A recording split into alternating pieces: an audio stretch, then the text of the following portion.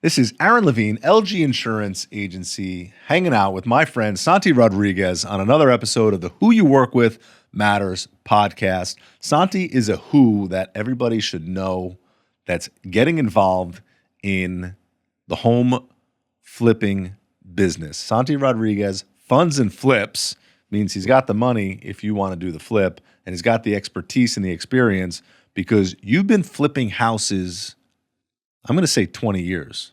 Yeah. How long you been in that game? 20 plus. I started when I was 19. Started when you were 19, buying shit boxes and putting them back together again and selling them. Absolutely. And you still love it. Still love it. It's totally fun.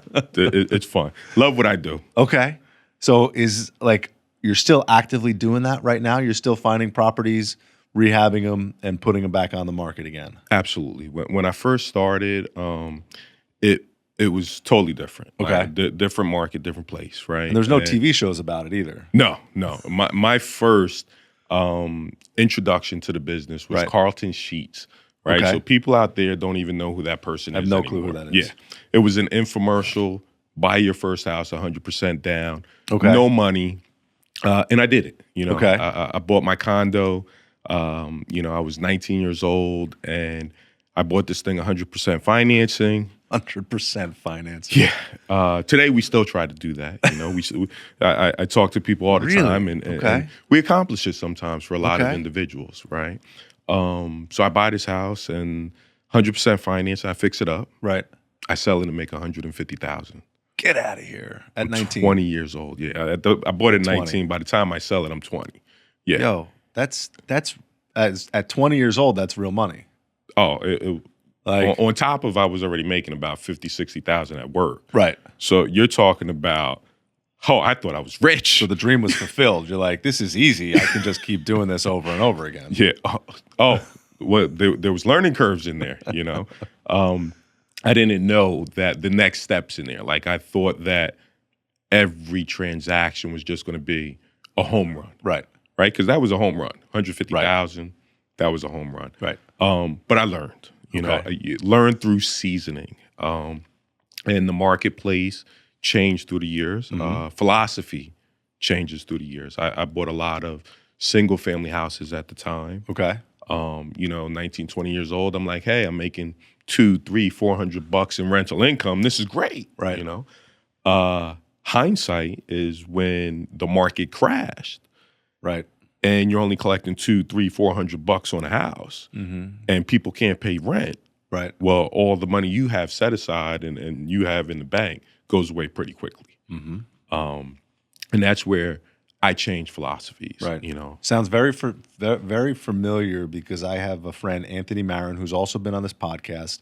He's in the commercial real estate game. He owns a brokerage, but he's also into management, and he owns a lot of doors. Okay. He went from ones and twos and realized he can't make money on ones and twos appropriately because you only have cash flow for an extra $300-$400. Yes.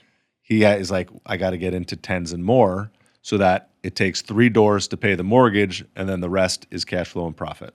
Right? Totally agree. Like, mindset shift for him very similarly, but it's like a video game. It feels like you have to start with ones and twos. You got to start somewhere. Yes. Because you don't know how to manage the tens until you hit the roadblocks of the ones and twos first.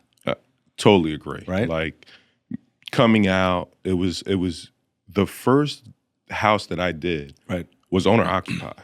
I lived in it. I fixed it. It wasn't a vacant house that was miles or hours away. So that's what I kind of teach everybody today is if you can find something, if you want to go get a mortgage, get something that you can do, get some equity with, flip that house, and now move into your next property, right? Now you have some cash flow. Now you have the ability for a down payment. Now you have the money to support the renovation and the rehab. Absolutely. Right? You got to suffer a little bit to get to the next step.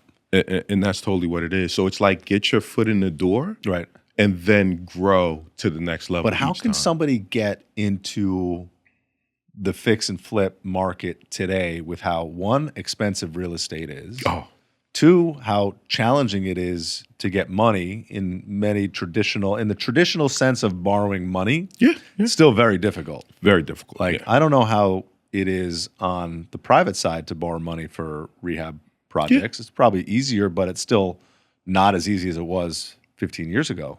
No way. It's definitely not. I mean, since 2008, since Dodd-Frank came into play, Right. Regulations have totally changed all around the board. So the first thing I would say is if anybody wants to get into the business, it would be get a first-time home buyer loan. Okay. Get a house you can renovate yourself. Live in it. Live in it. Right. Under market. Live in there a year or two. Mm-hmm. When you go to sell with the appreciation in the market, you're buying a good deal. You put some sweat equity in, whether you do the work or whether you have somebody do the work. Right. Now you go sell. That's going to put you in a better game where now you have some money in your pocket. Right. You've gone through what the process looks like on a smaller scale, but now it prepares you for the next deal. Right. Right. And then that takes you and propels you into, okay, well, now I could do my own fix and flip because I have what the lender's looking for, right. The 10% down. I could say I bought a house, I lived in it, I renovated it. It gives you, I've done a deal now. You have something to add to your resume at that point. Absolutely. Right? Absolutely. You've proven that you can do this work. And that's a key. Right. That's what the lenders want to see. They want to know you can complete the job. They have money. Right. There's no question about the money. There's plenty of money out there. It's just a matter of accessing it. Accessing it. Right. Can you get the job done?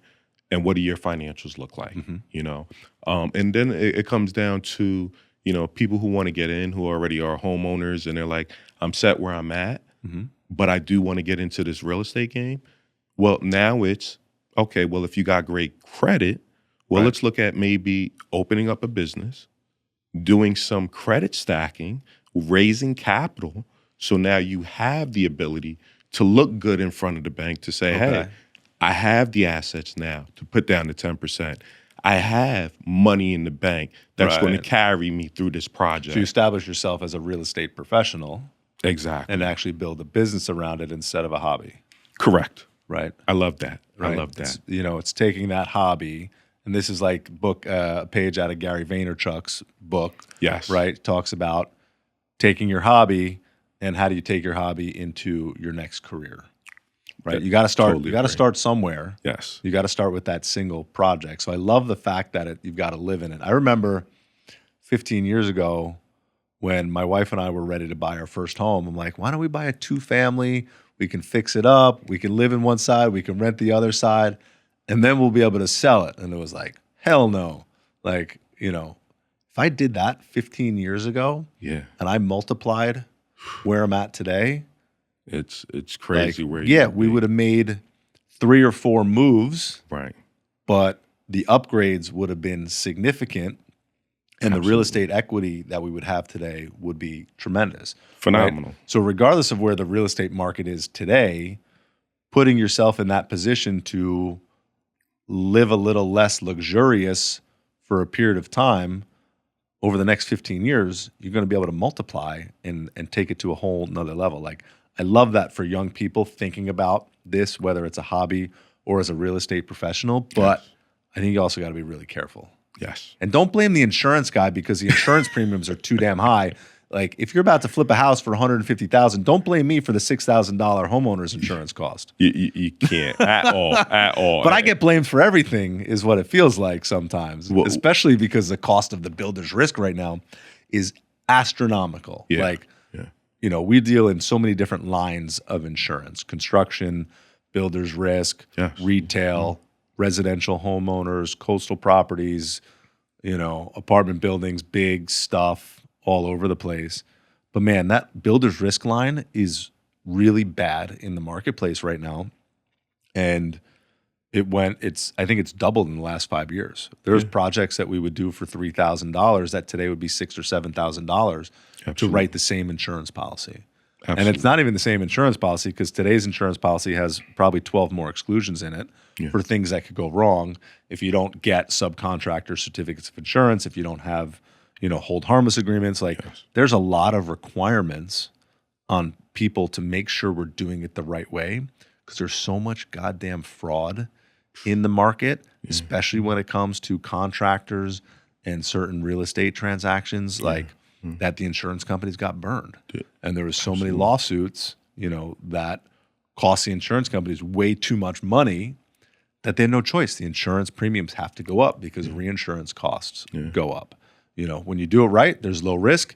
You build up, a resume, and then you can get your costs down because you have the experience to do it. But it's a challenge. But I've also seen people buy insurance poorly and get burned if something goes awry there, right? Like, nope, I'm going to buy the cheap policy and it's got mega exclusions. Like, I saw one house that was framed and then big windstorm, one of the nor'easters knocked the house down. They had no wind coverage because they bought the $3,000 policy instead of the $7,000 policy. Right. Cost them another $100,000 to get new wood and reframe the house. And I have to say this, right? Dealing with you and your company has been phenomenal. You've protected me through houses, through and through. I know. Right? I know. Margaret's written insurance policies for you for the last 15 years. I think was the first one. We'd have to find the first one because it's probably like $1,000, and you were a pain in the ass too. But it was probably like $1,000 for the year. Yeah, and that's what it was back then. And you're like, it's too much money. Yeah. Now it's not like that. It's definitely not like that. But I have to say, right? And I stepped away, and sometimes you try other people, right? And I tried another insurance company at one point. And exactly what you said happened. I was underinsured, right? I took a smaller policy. Okay.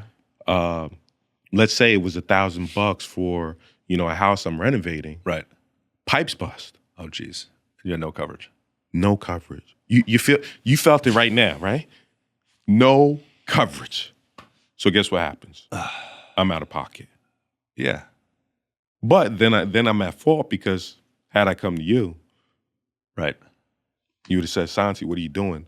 In the event something happens, let's make sure you're covered in all aspects. That is I'm like cringing right now because like I didn't know about this part of the story. What can I borrow the money? That's the unfortunate thing that sometimes we need to learn the hard way. Yeah.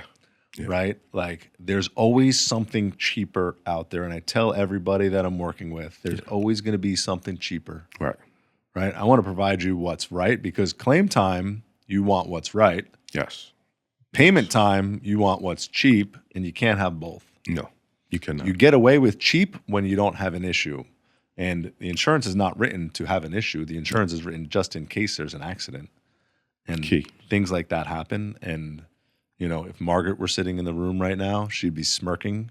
She'd be like, I told you so. Yes. I hear it chiming in my ear right now. Yeah. Margaret is just saying that. You should have just called me. Should have done it. Should have done it this way. You should have called me. We would have set you up correctly. It's all good. Shout out to you, Margaret. Yes. So Margaret's the one that reconnected us. Yes. And, she said, you guys have to get back together and do some podcasting. So that's why you're here right now. But you're also with the mortgage company that you're with, yes, PRMG, yeah, right? Got Mortgages, yes, right? We see Abdul's Instagram is blowing up. He's got like hundreds of thousands of followers, and he's an amazing social media.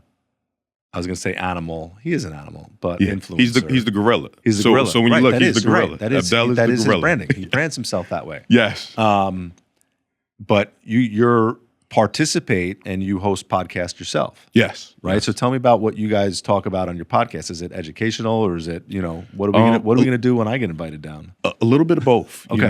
When you come on the podcast, it's kind of a free fall. Okay. We come out and we're going to talk about some fun stuff. We're going to have a good time. But we're going to talk about the market, how you can help the people out there. Right. Which is some of what you just touched on right now. Where the market is going and where you see it going, right? Because what we did 20 years ago and what we're doing today and what we're going to be doing 5 years from now is totally Sometimes different. It was so much easier. Like it was easier before all this AI stuff. Yeah. and that's a great thing. I'm glad you brought that up because that's what people have to hone into. Right. What are you doing in your business? What are you doing personally with the AI? And we have to all accept it. There's great things. Oh, absolutely. But this conversation that we're having, the one-on-ones and the in-person stuff is still the most important thing to me. Totally. Right? The only way to 100%. connect is in the flesh. I fully believe it. I network so much. I'm out all the time at different events, just trying to be present and connect and learn. And I do this podcast very selfishly because it allows me to connect. Right. It allows me to have a deeper conversation than we would have ever had, at a coffee shop or at a networking event. Totally. It allows me to learn so much more, and then allows me to share, right? So I get so much out of being able to put this show together, right? We're not sponsored by anybody but my own business. Yeah. Love it. And we just get to share great content and hopefully inspire one person, right? If we reach one person, someone gets inspired to be like, you know what?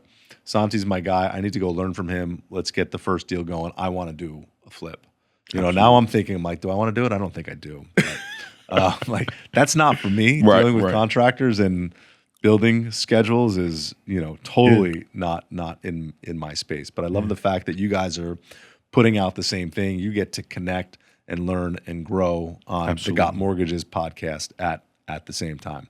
Now, I'm also a big book guy. Okay. I don't know if I know Abdel is in a book club. Yes. You're not in the club. Not in the club yet. Are you yet. a book guy yet? I am a book guy. Okay. It's just getting back into it. Okay. I have my favorites. Everybody has their favorite. Go ahead. Books. Let's hear it. Let's hear one. You got The Rich Dad Poor Dad. Okay. You have Old school.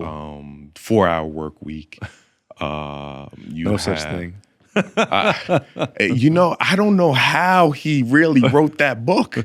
For those entrepreneurs out there, we get it. Like there's 7 to 7 or 7 to 9 is where we really run. Right. Abdel's a guy who gets up. He's 5 to 9. Okay. You know what I mean? Okay. Starting business. So 4-Hour Work Week is totally out the door. Some great investment books out there, real estate books. I talk with a lot of different mentors in the business that I do business with. So I totally believe in books are the best place to get the most knowledge in everything, right? Because totally agree. You have to educate yourself. Right. And the internet is great, but it doesn't give you the substance, right? It gives you the artificial. It tells you, hey, here's 25 things that could be possible. Right.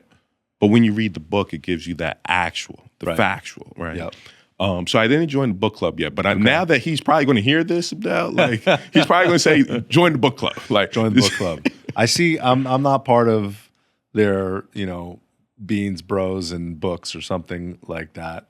But I see the books that they're reading, and they're all books that I've stacked and read. They did Science of Scaling recently, which I've read.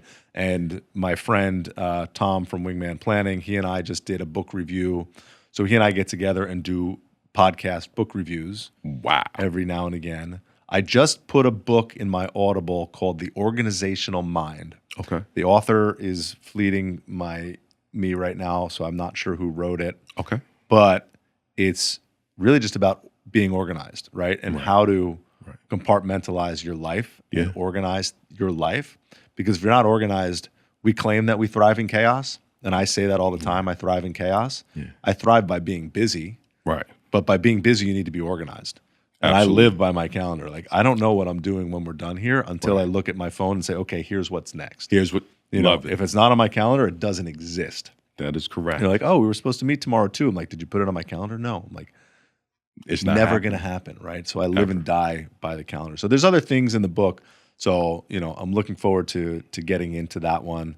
And there's just so many good ones out there that when I'm in the car and I have windshield time, I love to have a book on or a good podcast. There's a few that I like to listen to and get inspired. Yeah. Great one that while you hit on books, a buddy of mine, David Oswald, wrote a book, 101 Ways to Outsource Your Life. Okay. And he's totally about that. Let me outsource everything. Right. And let me do what's going to move the needle. Right. What's going to move my business? What's going to move my day? Right. I'm not going to waste the time on the running around, the running errands, the cutting the grass. It's not worth my time. Right. Right. When we're doing great things to help others, how can I do more? Right. The CEO of a big company can't be picking up groceries and dry cleaning. No. They need to focus on what their brain needs to do because we have limited brain power in a day. Absolutely. We need to be focusing on being able to do that. When I'm in the studio, you know, I try to make the rest of my day pretty easy because I want to focus my brain power in the room right now. I think it's super important. I think the organizational mind talks a little bit about that too, differently. And I'm curious as to the 101 ways to outsource your life with the whole AI revolution that we're in now. Yeah. That changes because you can probably put 30 or 40 of those through a simulator and have Claude do it for you. Yes. You know, there's quite a bit, but Yeah.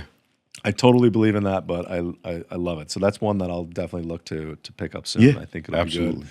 I think you should look at organizational mind because maybe we'll talk about that when I come on your show. So hit me up with the mortgage business right now. What's going on in 120 seconds with the mortgage industry right now? How are things going? Absolutely. Mortgage industry is great. Okay. As you know, we walked outside today and it's beautiful, right? We feel like it's Gorgeous. California Glorious. and New Jersey.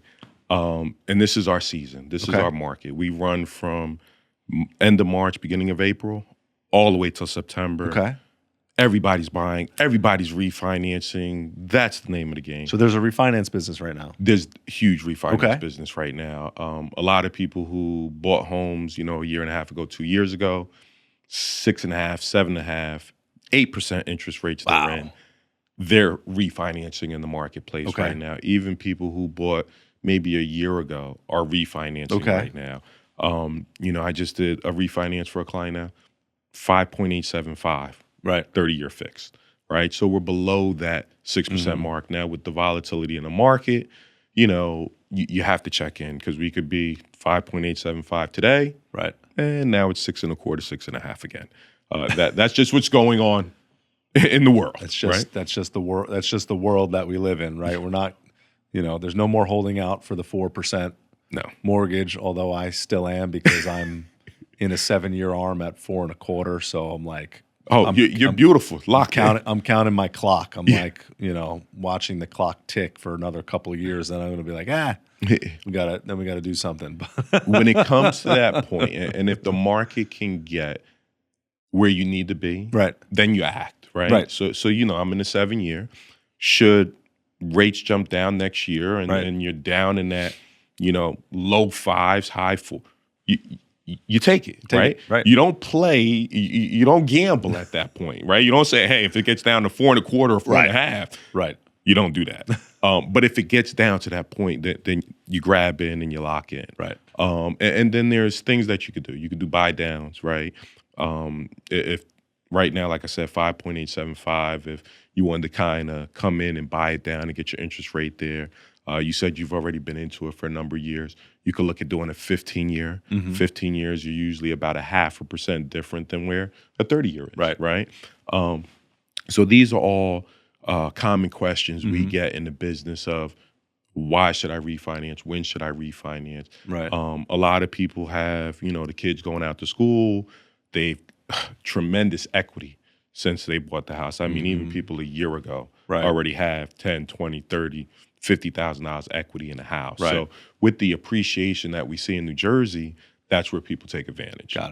Put the equity to work, whether it be consolidating debt, whether it be, paying the kids college tuition.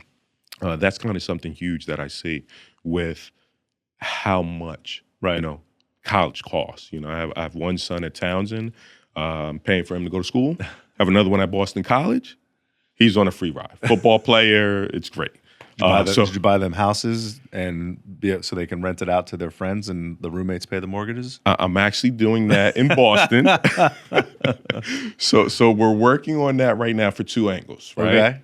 Okay. One is for all the college kids to move in. Right.